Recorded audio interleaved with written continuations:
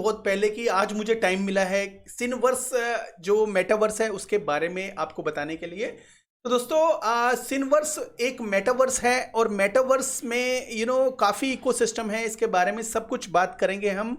तो ये क्या है, क्या इसको बाय करना चाहिए और आने वाले फ्यूचर में क्या इसका प्राइस बहुत अच्छा हो सकता है। बस एक मेटावर्स है जो यूरोपियन कंट्री में काफ़ी पसंद किया जा रहा है, लो सप्लाई है। अगर हम इसका जो प्राइस देखेंगे बहुत कम है, जैसा कि हमने जो NFTB का बताया था उसी तरह का इसका प्राइस है। इसकी जो इसकी मैक्सिमम सप्लाई है 1 बिलियन है, टोटल भी सेम है, मतलब इससे ज़्यादा नहीं होगा। सर्कुलेशन जो सप्लाई है 306 मिलियन है। इसका मतलब ये है कि आने वाले टाइम में कुछ ना कुछ ये सर्कुलेशन सप्लाई बढ़ने के चांसेस हैं।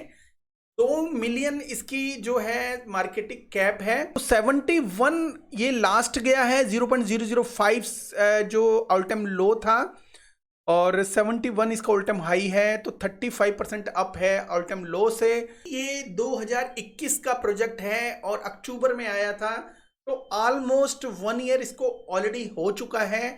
और अगर देखा जाए कि ये जो बियर मार्केट में आया था इसलिए ये काफ़ी डाउन चला गया, फिर भी इसने 71 जो सेंट है अपना ऑल टाइम हाई मारा। ठीक है, अच्छी बात है। तो दोस्तों सबसे पहले मैं बता दूं कि KuCoin इसको सपोर्ट करता है। वो मुझे कैसे पता चला, इनकी वेबसाइट से पता चला।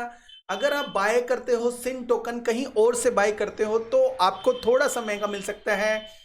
अगर आप साइन अप करते हो KuCoin के अंदर, फर्स्ट टाइम साइन अप करते हो, तो आपको 20% डिस्काउंट मिलेगा ये टोकन बाय करने के लिए। तो ये भी बहुत अच्छी बात है। तो इसके अलावा इसकी कम्युनिटी आप ज्वाइन कर सकते हो। मेटावर्स इकोसिस्टम है, गेम खेल सकते हो, और ओमनीवर्स है।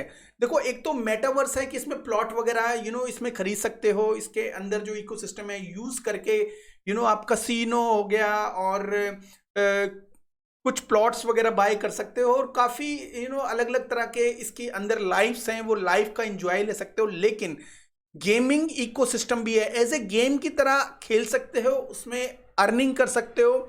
ओमनीवर्स, देखो अपना ओमनीवर्स का मतलब ये है कि इसके अंदर अलग अलग टाइप की लाइफ्स होंगी, अलग अलग टाइप के जो प्लॉट्स होंगे, उसके अंदर आप इसको बाय करके इसको इकोसिस्टम को ग्रो करके आप एक अच्छा खासा अमाउंट अर्न कर सकते हो। ठीक है, लैंड किस तरह की है, देखो अगर आप प्राइवेट लैंड लेना चाहते हो तो प्राइवेट लैंड मतलब घर वगैरह मिल जाएंगे आपको। डिस्ट्रिक्ट लैंड आप लेना चाहते हो तो डिस्ट्रिक्ट इसके अंदर जो है वो आई थिंक 17 डिस्ट्रिक्ट है। और डिस्ट्रिक्ट में जो 17 अलग अलग के जो प्लॉट्स हैं उसके अंदर आपको मिल जाएंगे किस तरह के प्लॉट्स हैं। पब्लिक लैंड बाय कर सकते हो, पब्लिक रोड बाय कर सकते हो। पब्लिक रोड बाय करने का मतलब ये मकसद आपको लग रहा होगा कि पब्लिक रोड क्यों बाय करेगा। देखो, रोड अगर आपने बाय किया उसके ऊपर जो भी होर्डिंग वगैरह लगेगी वो आपको उसका जो रेंट वगैरह कुछ आ सकता है। ये होता है दोस्तों पब्लिक लैंड, मतलब यूजेस पब्लिक कैन मीट, वहां पे पब्लिक मिल सकती है एक दूसरे के साथ और एंजॉय कर सकती है। और अगर आप उसके लैंड के ओनर हो तो उस लैंड के ओनर होने के वजह से उसके ऊपर जो भी ऐड होगी, जो भी चीजें होगी, वो आपकी अपनी तो नहीं हो सकती। हो सकता है कि हाँ रेंट पे आप उस चीज को दे दें फ्यूचर के लिए और रेंट अर्निंग कर लें। ठीक है, पब्लिक रोड मैंने आपको बता दिया। ऐसे ही अगर ये डिस्ट्रिक्ट लैंड वगैरह खरीद लो, जैसे आपने समझ लो कि कसिनो खरीद लिया, पूरा क्लब खरीद लिया, उसके अंदर जो भी इकोसिस्टम जो भी रन होगा उसके लिए आपको कुछ ना कुछ रिवार्ड अच्छा खासा मिल सकता है फ्यूचर में। ठीक है, और अब देखा जाए तो इसको कौन कौन से जो पार्टनर्स हैं इसके, मेवन कैपिटल है, ग्रीजल कैपिटल है, मैग्नस कैपिटल है, और वेलकन फोर्ज है, और अगर देखा जाए तो पॉलीगॉन भी कहीं ना कहीं इसमें नजर आने चाहिए। ये polygon, most of the project जो इस टाइप के होते हैं मेटावर्स के, उसको पॉलीगॉन जरूर सपोर्ट करता है। रेड काइट पे आई थिंक इसका आईडियो वगैरह हुआ था। और इसके बाद देखा जाए तो गेट.io और KuCoin। गेट.io में तो लिस्टेड है, गेट.io लैब का भी इसमें पैसा लगा हुआ है। तो समझ लीजिए कि आने वाले टाइम में और अच्छा सपोर्ट इसको गेट.io की तरफ से मिल सकता है। ठीक है, और इसके अलावा दोस्तों अगर हम देखते हैं तो KuCoin, गेट.io को पैसा लगा हुआ है और KuCoin की सपोर्ट मिल रही है। दो बड़ी एक्सचेंज की कहीं ना कहीं इस प्रोजेक्ट को सपोर्ट है, ये बहुत अच्छी बात है। और इसकी एक बात खास बात और बता दूं मैं दोस्तों कि इसमें जो करेक्टर देख रहे हो अलग अलग, अगर आप इस टाइप के कुछ NFT वगैरह बाय करते हो तो इनकी जो अलग अलग लाइफ है वो कोई गैंग से रिलेटेड है, कोई कोई फाइटर टाइप है, कोई कोई हैंडसम टाइप है। किस तरह की भी लाइफ अगर आप जीना चाहते हो तो उस तरह की लाइफ आप जी सकते हो। इस तरह की सिटी होगी, उसके अंदर काफी प्लॉट्स होंगे। ये जैसे एक NFT है, उसकी एक लाइफ होगी। ये अलग NFT होगा, इसका अपना एक करेक्टर, इसके अपनी लाइफ होगी। आप कैसी भी लाइफ अपनी जी सकते हो। और प्ले टू अर्न इकोसिस्टम है, इसके अंदर कुछ टास्क वगैरह मिलेगी। उस टास्क को आप उसको पूरा करते हो तो टोकन्स अर्न करने का मौका मिल सकता है। तो इसके अलावा ये R-रेटेड है दोस्तों, मतलब छोटे बच्चे अलाउड नहीं होंगे 16 साल से नीचे। 16 साल से ऊपर के जो होंगे, जो यंग जनरेशन है, वो इस गेम को खेल सकती है। हो सकता है इसमें कुछ अडल्ट कुछ कंटेंट वगैरह हो इस वजह से, या कुछ इसमें जो फाइट वगैरह कुछ इससे जो है इकोसिस्टम कुछ ज़्यादा हो, इस वजह से ये जो 16 साल से नीचे वाले बच्चों को ये खेलना अलाउड नहीं है। तो दोस्तों मैं बता दूं, फर्स्ट मेटावर्स है जो एक जो R-रेटेड मेटावर्स है, और इससे पहले कोई भी मेटावर्स ऐसा नहीं आया जो R-रेटेड हो। तो ये प्लॉट्स वगैरह सब कुछ बताया गया है दोस्तों। अब मैं अपनी इस वीडियो को बंद करता हूं और इसकी जो टोकनोमिक्स के बारे में आपको बताता हूं। सीड राउंड में 6% जो था 60 मिलियन टोकन थे, वो पर मंथ 18 मंथ के हिसाब से TG के बाद, मतलब जब टोकन बने थे उसके बाद ये जो 18 महीने तक इन्होंने अनलॉक करना था, और वो आई थिंक इनके अनलॉक हो रहे होंगे या खत्म होने के कगार पे होंगे। अभी बहुत ही ज़्यादा प्राइस है। आई डोंट थिंक सो कोई सीड राउंड वालों को बहुत ज़्यादा प्रॉफिट हो जाएगा अगर वो अपने टोकन बेचते हैं तो।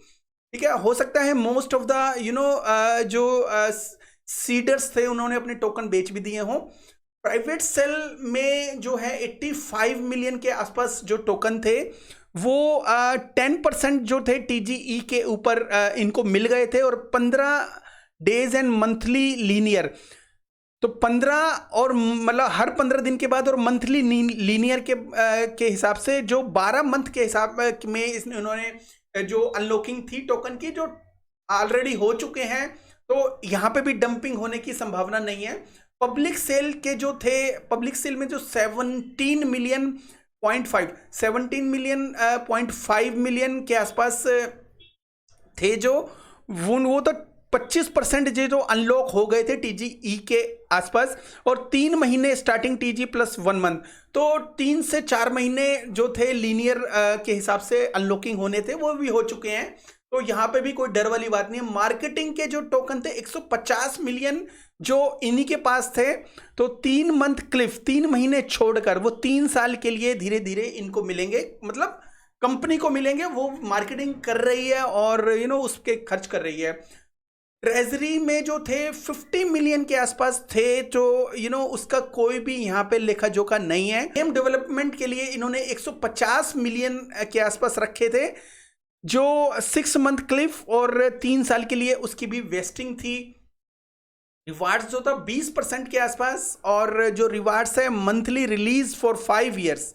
तो कहीं ना कहीं इन्होंने जो अनलॉकिंग का शेड्यूल बनाया है तो बहुत अच्छा बनाया है। इकोसिस्टम सिनवर्स फाउंडेशन, जो फाउंडेशन है इनकी, जो सिनवर्स फाउंडेशन है उसके लिए 13.75%, मतलब 137 प्लस मिलियंस। तो फाउंडेशन सेल 1 साल के लिए वो डेली लीनियर इकोसिस्टम था, मतलब अनलॉकिंग। तो कहीं ना कहीं ये जो था ये ऑलरेडी हो चुका है। यहाँ पे भी डंपिंग का इकोसिस्टम मैच नहीं खाता। तो टीम के पास जो थे 10% टोकन थे, जो 1 साल के लिए क्लिफ था और 3 साल के लिए वेस्टिंग। ये अभी 1 साल के लिए क्लिफ का मतलब रुक गया, कुछ नहीं मिलेगा, और उसके बाद 3 साल के लिए वेस्टिंग। तो एडवाइजर के लिए 5% था, 6 मंथ क्लिफ और 1 साल की वेस्टिंग। इसके लिए कोई डंपिंग नहीं है, ये भी डंपिंग नहीं है। ये ऑलरेडी कुछ हो चुके हैं और कुछ 3 साल के लिए पेंडिंग है। तो डरने की कोई बात नहीं, ज़्यादा डाउन जाने की संभावना नहीं है इस गेम के अंदर। तो कहीं ना कहीं ये गेम, मुझे लग रहा है कि इसका जो टोकन का जो प्राइस है अंडर वैल्यूड है। इजीली 500 मिलियन हो सकती है।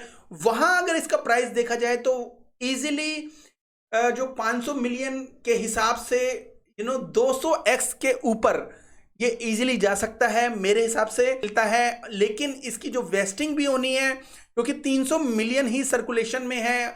जब भी इसकी जो वेस्टिंग धीरे धीरे 3 साल तक होगी, तो इसके जो टोकन जो सर्कुलेशन में आएंगे वो भी बहुत ज़्यादा हो जाएंगे। तो कहीं ना कहीं ये 200x का प्रोजेक्ट अभी भी लगता है। अगर किस्मत ने साथ दिया, अगर किसी ने इसमें पार्टिसिपेशन ले रखा है और 1 बिलियन के आसपास चले जाती है, तो समझ लो कि 300, 400, 500x भी हो सकता है ऐसे टाइम पे।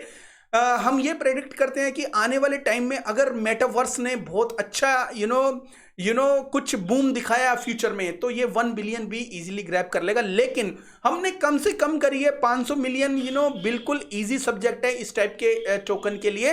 तो 500 मिलियन के हिसाब से अगर इसको आप ग्रैब करना है, तो 500 मिलियन जब भी इसकी जो मार्केट कैप होती है, तो आप निकल सकते हो, उसके बाद कोई प्रॉब्लम नहीं है। फिर आप सिचुएशन देख सकते हो कि मार्केट की सिचुएशन कैसी है, उसके बाद आपने निकलना नहीं निकलना वो आपकी अपना डिसीजन है। ये मेरी कोई फाइनेंशियल एडवाइस बिल्कुल भी नहीं है दोस्तों। Thank you so much, have a good one, take care and bye bye.